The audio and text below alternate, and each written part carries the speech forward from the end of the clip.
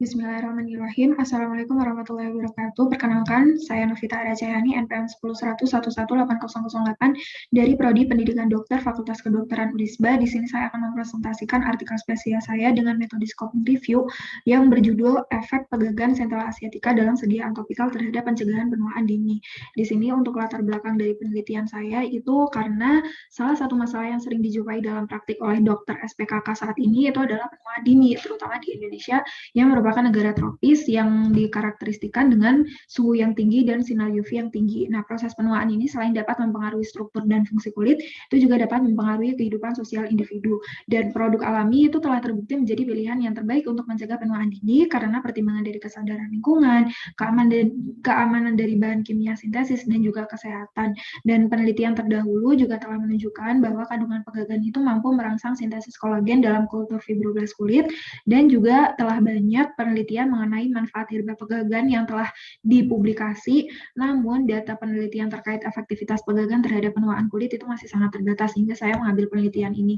Dan terutama pada wanita Indonesia yang usianya itu 25 tahun, itu sebanyak 57%-nya itu telah mengalami tanda-tanda penuaan dini. Dan ini untuk rumusan masalahnya, jadi apakah pegagan dalam sediaan topikal memiliki manfaat dalam mencegah penuaan dini, dan untuk tujuan penelitiannya untuk mengetahui efek pegagan dalam sediaan topikal terhadap pencegahan penuaan dini. Dan ini untuk metode penelitiannya, jadi untuk jenis penelitiannya itu scoping review, dan untuk sumber datanya itu dari 3 database, dari ProQuest, Science Direct, dan juga Google Scholar. Lalu untuk populasinya itu jurnal-jurnal internasional nasional yang berkaitan dengan judul penelitian, dan sampelnya itu dari jurnal internasional dan nasional yang berkaitan dengan judul penelitian yang sesuai dengan kriteria inklusi dan eksklusi. Nah, kriteria inklusi dan eksklusinya itu apa aja? Ini untuk kriteria inklusinya terlebih dahulu. Yang pertama itu artikel penelitian yang telah dipublish pada jurnal internasional dan nasional yang berkaitan dengan judul penelitian dengan database yang digunakan dari 3 database yang sesuai dengan kata kunci. Nah, ini tabel di bawah kata kunci yang saya gunakan dari masing-masing database. Kemudian juga artikel penelitian yang diterbitkan dalam rentang waktu 10 tahun, yaitu dari 2011 sampai 2021. Kemudian tipe artikel penelitiannya itu adalah Original Research Article atau Randomized Control Trial atau RCT, dan juga artikel yang berbahasa Inggris dan berbahasa Indonesia. Dan ini untuk yang kriteria eksklusinya, jadi yang tidak sesuai antara judul artikel dan abstrak, di mana pemeriksaan kesesuaian abstraknya itu berdasarkan PICOS. Nah, PICOS-nya itu, P-nya itu populasi, saya mengambil hewan, manusia, hewan percobaan, dan juga kultur sel. Kemudian intervensinya itu dengan pemberian murni pegagan atau dikombinasikan dengan komponen atau herba lain. Comparisonnya itu adalah kelompok yang diberikan selain pegagan atau tidak diberikan pegagan.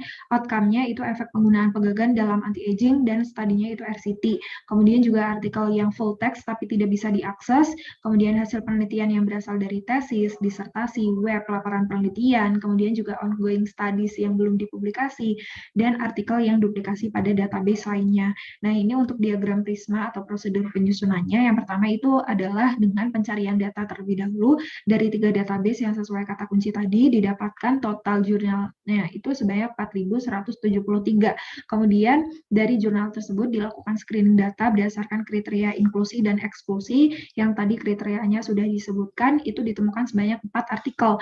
Nah, 4 artikel ini dilakukan penilaian kelayakan dengan menggunakan critical appraisal. Di sini saya menggunakan dari Joanna Briggs yang RCT, di mana yang lolos atau artikel yang eligible itu sebanyak 4 artikel. Nah, di mana di sini ada hasil penelitian, jadi 4 artikel yang telah dilakukan penilaian kelayakan tadi dimasukkan ke dalam tabel untuk dilakukan analisis. Kemudian selanjutnya masuk ke pembahasan. Di sini ada Milani et al. 2017, di mana di sini menggunakan JCS Fleet 0,4 mili, ini merupakan kandungan yang terdiri dari hyaluronic acid 1%, glycerin 5%, dan stem cell central asiatica extract, di mana ini tuh menunjukkan peningkatan hidrasi kulit secara signifikan setelah 24 jam di area yang diberikan intervensi dibandingkan dengan lokasi kontrol. Kemudian juga transepidermal water loss-nya itu setelah 24 jam juga secara signifikan lebih rendah di area yang diberikan intervensi dibandingkan dengan lokasi kontrol. Yang kedua itu dari Tila et al. 2017, ini ini dia ada 2 penelitian, yaitu dari segi keamanan dan juga dari segi efikasinya. Nah, kalau dari segi keamanan itu terbukti aman pada aplikasi kulit maupun pada ocular level atau kelopak mata, dan juga dari segi efikasinya itu secara signifikan dapat meningkatkan kekencangan dan elastisitas kulit yang terkait dengan penuaan.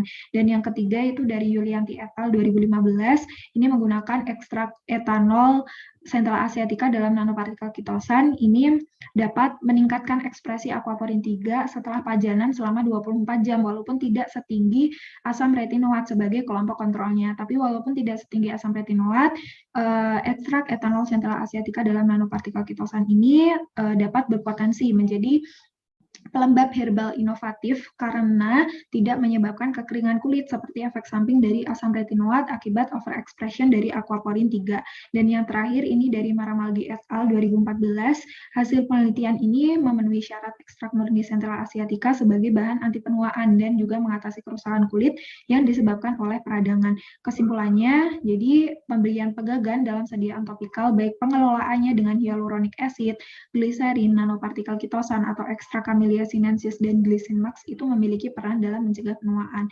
Dan peneliti mengucapkan terima kasih kepada Fakultas Kedokteran Universitas Islam Bandung dan tim skripsi yang telah mendukung dan membantu dalam penulisan artikel penelitian ini. Dan ini untuk daftar pustakanya juga saya lampirkan, dan terima kasih atas perhatiannya.